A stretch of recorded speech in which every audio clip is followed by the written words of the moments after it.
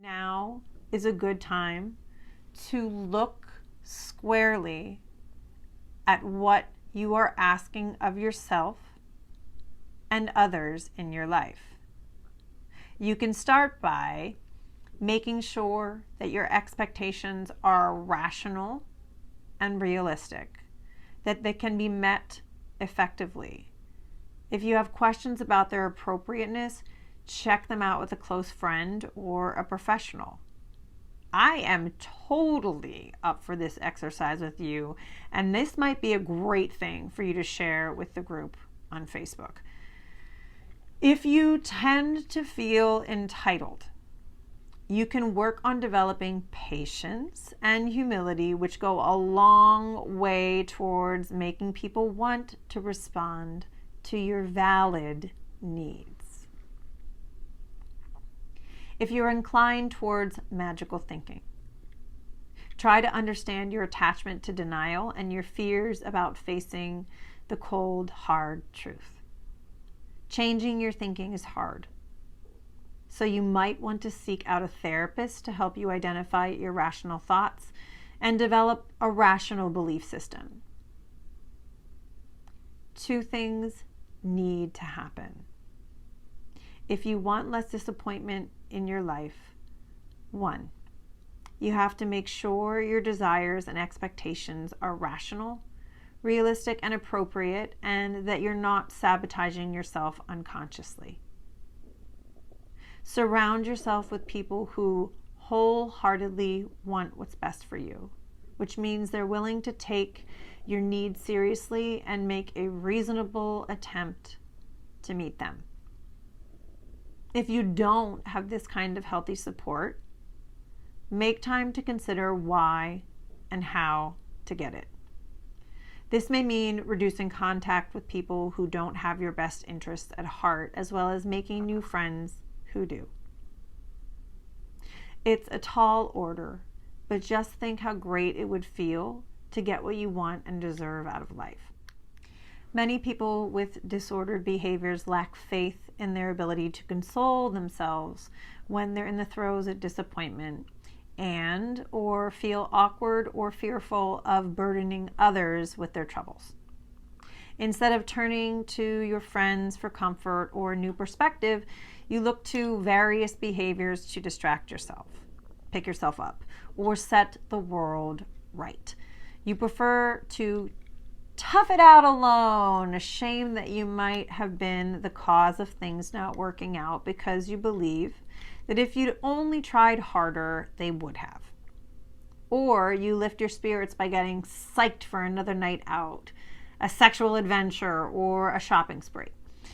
If you're someone who acts out when things don't work out, your behavior may actually seem like a good friend. It's never turned a cold shoulder, never said it's too busy, never ignored you or laughed or yelled at you. Plus, when you're engaged in those behaviors, you feel safe, comforted, fulfilled, and maybe even happy. They seem to be the perfect counterweight to the deflation of disappointment. But down the line, you realize your mistake and that sinking feeling comes back. Now you're faced with whatever brought you down in the first place and unhappy with yourself for being conned into thinking that that same old dysfunctional behavior is going to make you feel better. You replace an unfamiliar, scary disappointment with an old, familiar one. With my disordered eaters who restrict, disappointment often sends them into a tailspin. The only way they know how to stop spinning is to grab hold of something. That something usually relates to food and their body. You may not master your universe, but you can exert control where you think it really matters.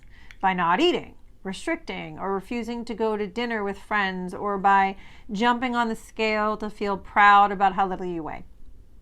The rest of your life might bring you down, but at least you don't have to disappoint yourself by gaining weight. This may be your thing, or you might have another thing that you fix on to cushion your disappointment. If you're really not taking away the regret, you're adding to it. Now, you feel badly for your destructive behavior and the fact that you couldn't face your emotions. You've created a vicious cycle because more acting out will only bring more disappointment. And that disappointment is in yourself. There are 2 effective ways to break this cycle. You can sit with your emotions and try to soothe yourself and let them pass, which builds inner resources and makes you stronger emotionally. Or you can turn to someone else for comfort and cheering up, which builds external resources through deeper connections. Although these behaviors can feel risky, they are bound to increase your self-pride. Plus, by learning to depend on yourself and others, you'll be moving towards facing disappointment head-on. Even though you may feel struggle, you'll feel better about how you've handled it. That vicious cycle really feels like quicksand. If you can sit with and mourn any or all of the comparable experiences of your childhood that I just mentioned, that mourning will give you space to be free of it. You're not in your past. You're in your present life, and you are an adult with many more skills and resources and opportunities that than you had when you were in those experiences as a child. Free yourself from the idea that you were disappointing, that life is disappointing, that you'll never have what you want. Be open to the fact that you just don't know what will happen next. Then you can be a lot safer in your experience and be open to having experiences. One of the most important mantras I have around experiences is that we're always learning. And if you don't get what you want, or if you fail, or if things turn out drastically differently than you thought they would, there's always something to learn. That's growth. That's a win.